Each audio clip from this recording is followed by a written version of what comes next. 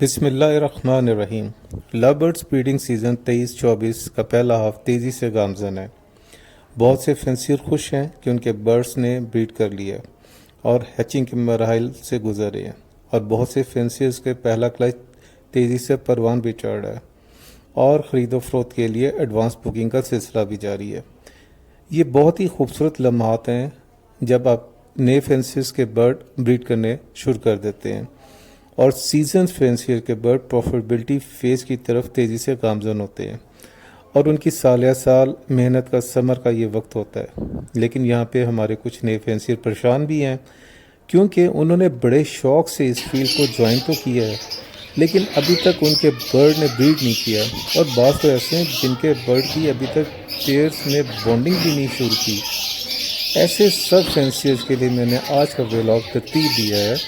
جس کا ٹاپک ہے how to make love bird pairs if they are not bonded yet. Viewers جو اس فیلڈ میں بالکل نئے آئے ہیں ان کو میں گائیڈ کروں گا دو طریقوں سے۔ ایک تو آپ کو برڈ کی مینجمنٹ کے بارے میں کہ آپ کے برڈ کیوں نہیں پیئر لگ رہا یا وہ کیوں نہیں بانڈ ہو رہے، اور دوسرا پھر کچھ ایسی غذائیں بھی بتاؤں گا کہ اگر وہ آپ دینا شروع کر دیں گے تو آپ کے برڈز جو ہیں وہ جلدی سے بریڈنگ کی طرف آ جائیں گے۔ تو جب ہم آپ کی مینجمنٹ کی طرف آتے ہیں تو سب سے پہلے جس چیز کو آپ نے کنفرم کرنا ہے وہ یہ کنفرم کرنا ہے کہ کیا آپ کا پیئر کنفرم میل اور فیمیل برڈ پہ مشتمل ہے کہ نہیں ہے۔ اگر تو آپ نے بازار سے برڈز خریدے ہیں یا آپ نے کسی ایسے شخص سے لیے ہیں جن کو آپ نہیں جانتے، تو آپ کے لیے بہت ضروری ہے کہ آپ کنفرمیشن تھرو ڈی این اے کروائیں، کیونکہ بعض اوقات سیم جینڈر کے برڈ آپ کے پاس ہوتے ہیں، اور لو برڈ میں یہ بہت زیادہ کامن ہے کہ ایون میل اور فیمیل آپس میں بانڈ ہو جاتے ہیں، لیکن وہ ایگز اگر فیمیلز ہیں تو وہ 7 سے زیادہ ایگ دے دیں تو آپ سمجھ لیجئے کہ آپ کے پاس دونوں ہی فیمیل ہیں، اور اگر دونوں میل ہوں گے اور وہ ایگ نہیں دیں گے تو ڈیفینیٹلی آپ کو تبھی پرابلم ہوگا۔ تو آپ نے یہ چیز کنفرم کرنی ہے کہ آپ کے پاس پہلے تو برڈ کنفرم میل یا فیمیل ہے، اور اس کے لیے ڈی این اے مسٹ ہے۔ دوسری چیز جو آپ نے نوٹ کرنی ہے وہ یہ کرنی ہے کہ آپ کا میل کی ایج کم از کم 8 منتھس ہونی چاہیے، 8 مہینے، اور فیمیل کی 10 مہینے ہونی چاہیے، کیونکہ اگر تو میل کی ایج کم ہے تو آپ کو پتہ ہونا چاہیے کہ فیمیل اس کو مارنا بھی شروع کر دے گی اور بعض اوقات اس کی ڈیتھ بھی کر دیتی ہے، اور اگر آپ کی فیمیل کی ایج کم ہے تو اس کا نقصان یہ ہوگا کہ فیمیل جو ہے وہ جس وقت ایگ لیئنگ پہ آئے گی تو ایگ بانڈنگ کا شکار ہو سکتی ہے اور اس کی ڈیتھ بھی ہو سکتی ہے۔ تو یہ دو چیزیں ہیں جن کو آپ نے سب سے پہلے کنفرم بھی کرنا ہے اور میک شور بھی کرنا ہے۔ اگر آپ نے اپنے برڈ ڈی این اے کروا کے نہیں لیے تو آپ پھر بھی ان کی حرکات و سکنات کو دیکھتے ہوئے اندازہ کر سکتے ہیں کہ آپ کے پاس جو برڈ ہیں وہ میل یا فیمیل ہیں۔ جو پرومیننٹ ان کے اگر ایکٹیویٹیز کو نوٹ کریں تو فیمیل زیادہ ٹائم جو ہے وہ اپنے بیڈنگ باکس کے اندر گزارتی ہے، اور میل بیڈنگ باکس سے باہر ہی رہتا ہے، اندر بہت کم جاتا ہے۔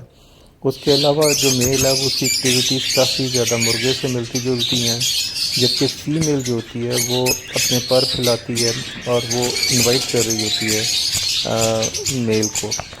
تو آپ ان کی ایکٹیویٹیز کو اگر غور سے دیکھیں گے تو آپ کو پتہ لگ جائے گا کہ آپ کے برڈ جو ہیں وہ میل یا فیمیل ہیں۔ اس کے بعد جو بہت امپورٹنٹ چیز آتی ہے وہ ہے ان کی صحت۔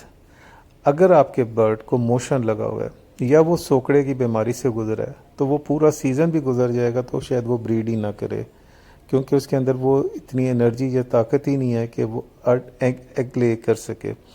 تو اس لیے آپ کو ضروری ہے کہ جب بھی آپ برڈ خریدیں تو کسی ایسے قابل بھروسہ آؤٹ لیٹ سے لیں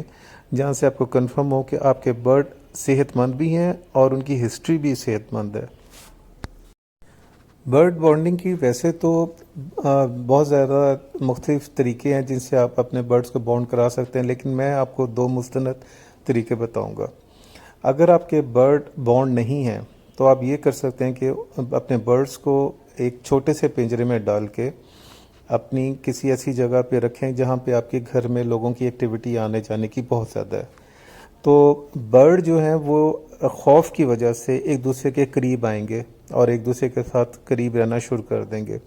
تو اس سے آپ دیکھیے گا کہ ایک ہفتے کے دوران آپ دیکھیں گے کہ ان کے اندر ایک بانڈنگ پیدا ہونا شروع ہو گئی ہے، اور وہ آپ کو اس طرح پتہ چلے گا کہ جب وہ ایک ہی سٹک میں بیٹھنا شروع کر دیں گے اور ایک دوسرے کو چوگا دینا بھی شروع کر دیں گے، اس وقت آپ نے برڈز کو اٹھا کے بریڈنگ کیج میں ڈال لیجئے۔ اور دوسرا مستند طریقہ یہ ہے کہ فار ایگزامپل آپ کی فیمیل ڈومیننٹ ہے اور وہ میل کو مار رہی ہے، یا میل ڈومیننٹ ہوا اور وہ فیمیل کو مار رہا ہے، تو ایسی صورت میں آپ اس برڈ کو کے جو ڈومیننٹ ہے اس کو پکڑ کے ایک چھوٹے کنٹینر باکس میں رکھیں جو کہ کارگو باکس ہوتا ہے، اور اس کارگو باکس کے اندر آپ کارن یعنی چھلی ڈال دیں اور اس کو چند گھنٹوں کے لیے بریڈنگ کیج کے اندر ہی چھوڑ دیں۔